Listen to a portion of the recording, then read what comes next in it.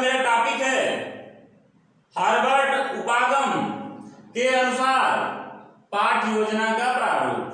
मित्रों, हार्वर्ड महोदय के अनुसार पाठ्य योजना का प्रारूप इस प्रकार है। हार्वर्ड महोदय की पाठ्य योजना में सबसे ऊपर पाठ्य योजना संख्या लिखेंगे, फिर बाईं तरफ दिनांक लिखेंगे, उसके ठीक नीचे कक्षा लिखेंगे, उसके ठीक नीचे समय अवधि लिखेंगे, फिर ठीक उसके दाहिनी तरफ विद्यालय का नाम लिखेंगे, फिर उसके नीचे विषय लिखेंगे, फिर उसके नीचे उप विषय लिखेंगे।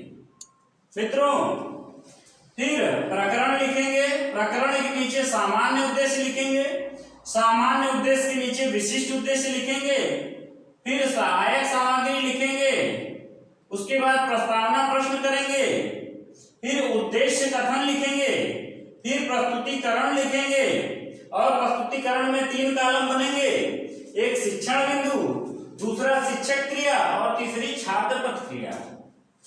शिक्षक क्रिया में अध्यापक छात्रों से विकासात्मक प्रश्न पूछेगा और उसके बाद स्पष्टीकरण देगा। विकासात्मक प्रश्न में अध्यापक छात्रों से विकासात्मक प्रश्न पूछेगा और फिर उनका स्पष्टीकरण देगा। फिर छात्र अपनी प्रतिक्रिया में ध्यानपूर्वक सुनेंगे। फिर मित्रों, प्रस्तुतिकरण के ठीक नीचे सैंपल सारांश लिखेंगे, मतलब इस पाठ की समरी क्या है, इस पाठ का निष्कर्ष क्या है। उसके बाद पुनरावृत्ति प्रश्न लिखेंगे और सबसे अंत में गृह कार्य रहेगा। मित्रों, यह हार्वर्ड उपागम के अनुसार पाठ्य योजना का प्रारूप था। मित्रों, इसकी बारीक बातें जान लें। सामान्य उद्देश्य का जो सामान्य उद्देश्य होता है वह विषय से संबंधित होता है।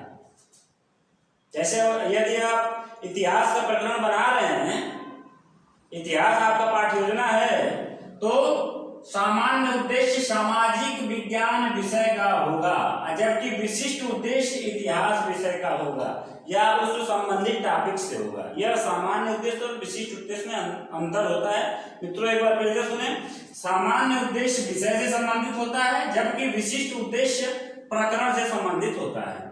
उसके बाद मित्रों, यहाँ जान लेते हैं कि विकासात्मक प्रश्न और प्रस्तावना प्रश्न में अंतर क्या है। मित्रों, प्रस्तावना प्रश्न हमेशा 3 या 5 की संख्या में निकाले जाते हैं और इसका अंतिम प्रश्न वह समस्यात्मक भी हो सकता है, लेकिन विकासात्मक प्रश्न में अंतिम प्रश्न निरुत्तर हो जाएगा। छात्र अंतिम प्रश्न या तो निरुत्तर हो जाएगा या संभावित उत्तर देगा। यही मुख्य अंतर होता है। एक बार फिर से सुने। प्रस्तावना प्रश्न में जो अंतिम प्रश्न होता है वह समस्यात्मक भी हो सकता है, या तो सीधे बच्चे प्रकरण जो आपका टॉपिक है उसको प्रश्न के माध्यम से बता दें, यदि नहीं बताएंगे तो वहां भी समस्यात्मक प्रश्न हो जाएगा। जबकि विकासात्मक प्रश्न में जो अंतिम प्रश्न होता है यह उसमें छात्र निरुत्तर हो जाएंगे या संभावित उत्तर देंगे। विकासात्मक प्रश्न लगभग 3 पूछे जाते हैं, जबकि प्रस्तावना प्रश्न 3 से 5 प्रश्न होते हैं। कम से कम 3 प्रश्न होने चाहिए प्रस्तावना प्रश्न के, अधिक से अधिक 5 प्रश्न होने चाहिए।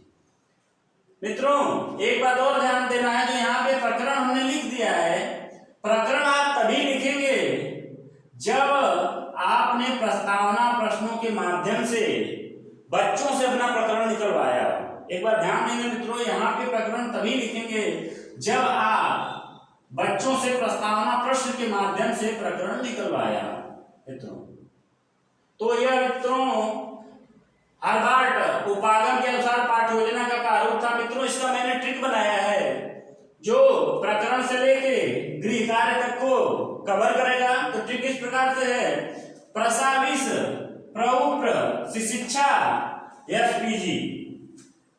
तो मित्रों, प्र से प्रकरण, सा से सामान्य उद्देश्य, वी से विशिष्ट उद्देश्य, स से सहायक सामग्री, प्र से प्रस्तावना, उ से उद्देश्य कथन, प्र से प्रस्तुतिकरण और सी से शिक्षण बिंदु, सी से शिक्षक क्रिया और छा से छात्र प्रतिक्रिया और यस से सैंपल सारांश और पी से पुनरावृत्ति प्रश्न और जी से गृह कार्य। मित्रों यह हार्वर्ड उपागम के अनुसार पाठ योजना का प्रारूप था मित्रों, और आशा है कि आपको यह समझ में आया होगा। धन्यवाद, जय हिंद।